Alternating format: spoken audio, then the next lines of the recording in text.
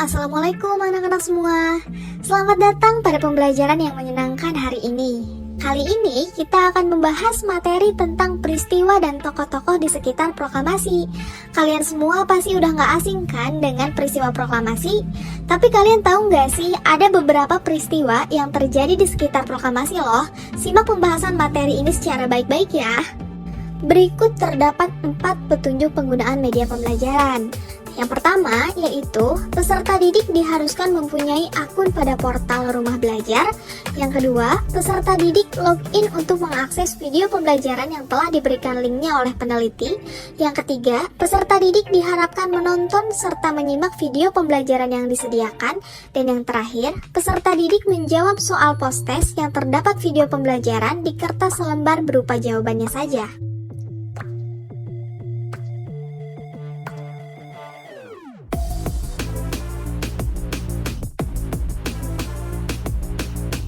Selanjutnya, mari kita simak tujuan pembelajaran.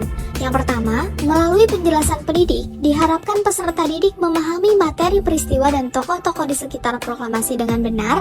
Yang kedua, melalui media pembelajaran berbasis Canva yang disediakan oleh pendidik, diharapkan peserta didik mampu menganalisis materi peristiwa dan tokoh-tokoh di sekitar proklamasi, khususnya dapat menganalisis peristiwa dan tokoh-tokoh di sekitar proklamasi dengan mengembangkan kemampuan berpikir kritis, berkomunikasi, berkolaborasi, berkreasi atau 4C, serta memiliki sikap jujur, disiplin, dan kerjasama.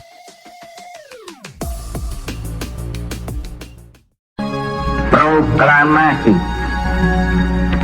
Kami, bangsa Indonesia, dengan ini menyatakan kemerdekaan Indonesia. Hal-hal yang mengenai pemindahan kekuasaan dan lain-lain diselenggarakan dengan cara saksama.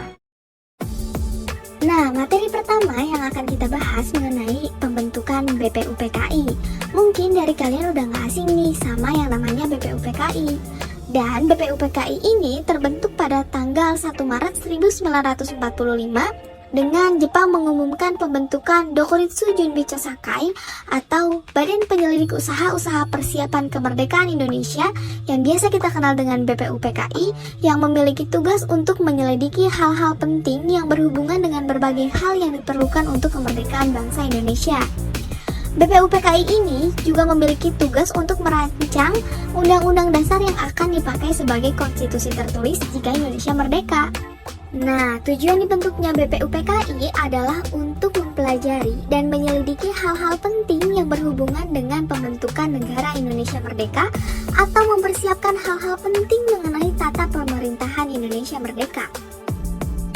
Dalam keanggotaannya, BPUPKI ini dipimpin oleh Dr. Rajiman Widyodiningrat selaku ketua, Raden Panji Suroso selaku ketua muda, yang kemudian digantikan oleh Profesor MRAG Pringgodo Diddo dan Ketua Ichi Bangaseo selaku ketua muda. Itu dari perwakilan Jepang. Nah, secara resmi BPUPKI dilantik oleh Legend Yuichiro Nagano pada tanggal 28 Mei 1945. Adapun anggota BPUPKI terdiri atas 58 orang anggota biasa ditambah 7 orang perwakilan Jepang dengan status anggota istimewa.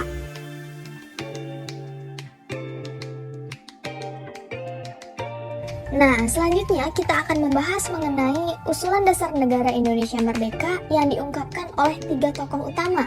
Yang pertama ada Muhammad Yamin, Mr. Supomo, dan juga Insinyur Soekarno yang dirumuskan pada sidang BPUPKI ke-1 tanggal 29 Mei sampai dengan 1 Juni 1945. Nah, ketiga tokoh yang mengusulkan dasar negara Indonesia Merdeka disebut juga sebagai The Founding Fathers. Setelah masing-masing tokoh mengusulkan dasar negara, mereka melakukan musyawarah dan musyawarah tersebut diusulkan menjadi rumusan dasar negara yang bernama Pancadharma pada awalnya.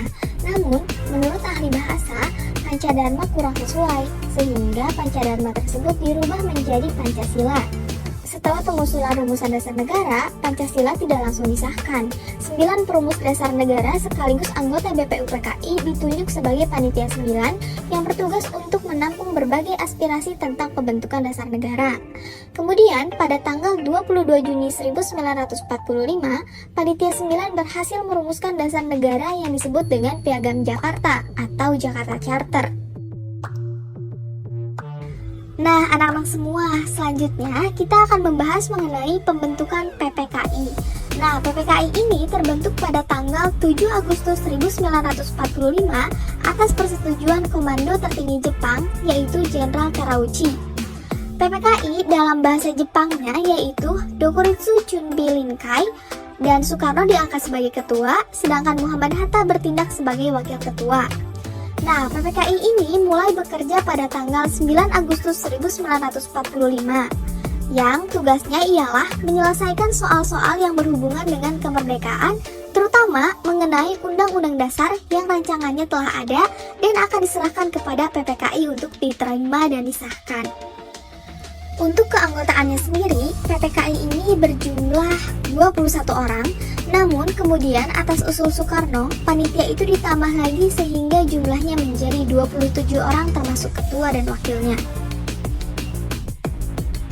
Selanjutnya ada peristiwa Rengas Dengklok. Nah, peristiwa ini terjadi pada tanggal 16 Agustus 1945 di kediaman Jiao Kisong di daerah Rengas Dengklok, Karawang, Jawa Barat. Nah, peristiwa Rengas Dengklok ini merupakan aksi yang dilakukan oleh golongan muda yang dipimpin oleh Hoirul Soleh dengan menculik Soekarno dan Hatta sebelum proklamasi kemerdekaan dibacakan. Penculikan tersebut dimaksudkan untuk menjauhkan Soekarno dan Hatta dari pengaruh Jepang mengenai kemerdekaan Indonesia. Nah, anak-anak semua, materi selanjutnya mengenai detik-detik proklamasi. Nah, proklamasi ini terjadi setelah peristiwa Rengas Dengklok. Langsung diadakannya pertemuan di rumah Laksamana Maeda, seorang kepala kantor perhubungan Angkatan Laut yang dianggap cukup aman. Rumahnya berada di Jalan Imam Bonjol nomor 1 Jakarta. Akhirnya pada tanggal 17 Agustus 1945, teks proklamasi kemerdekaan diproklamirkan oleh Soekarno di depan rumahnya di Jalan Pengangsaan Timur nomor 56. Hal tersebut dilakukan karena apabila dilakukan di lapangan Ikada, dikhawatirkan dapat menimbulkan bentrokan antara rakyat dengan pihak militer Jepang. Dan sebelum teks proklamasi kemerdekaan dibacakan, terlebih dahulu Soekarno menyampaikan pidatonya. Dalam peristiwa proklamasi, pelaksanaan kegiatan juga dilakukan dengan pengibaran bendera merah putih yang dilaksanakan oleh Suhud dan Latif. Namun secara spontan, peserta menyanyikan lagu Indonesia Raya. Sehingga sampai detik ini, pengibaran bendera merah putih dalam setiap upacara bendera selalu diiringi dengan lagu kebangsaan Indonesia Raya. Kesimpulan dari pembahasan hari ini yaitu proklamasi kemerdekaan yang diproklamirkan tanggal 17 Agustus 1945 merupakan puncak perjuangan bangsa Indonesia. Kemerdekaan merupakan keinginan dari setiap bangsa di muka bumi ini, termasuk Indonesia. Tidak pernah disadari kapan dan siapa yang akan memproklamirkan kemerdekaan Indonesia. Karena itu, kemerdekaan yang kita peroleh tidak bisa lepas dari rahmat Tuhan Yang Maha Esa.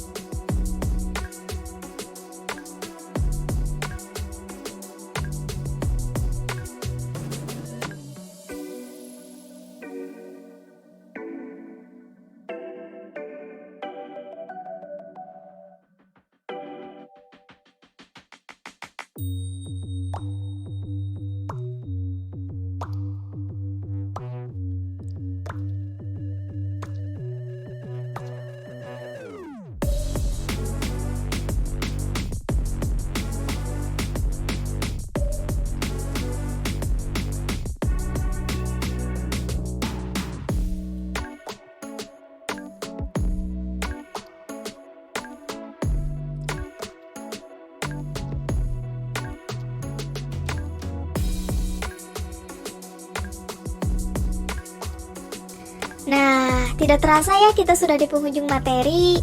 Dengan demikian, berakhir sudah pembelajaran menyenangkan kita kali ini. Semoga dari apa yang kita pelajari hari ini dapat menambah jiwa nasionalisme kalian ya. Tetaplah berjuang untuk Indonesia dengan cukup berprestasi di sekolah.